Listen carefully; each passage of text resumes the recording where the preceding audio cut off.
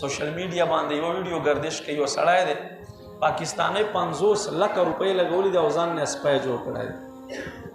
قرآن کې الله فرمایي اولئک کالانعام بل اضلهم سبیلا، فرمایي دا خلق د څاروو د ځناورو په شان دي، بلکې په لارې اعتبار سره دا له څاروو نه له ځناورو نه ور اخوا دي.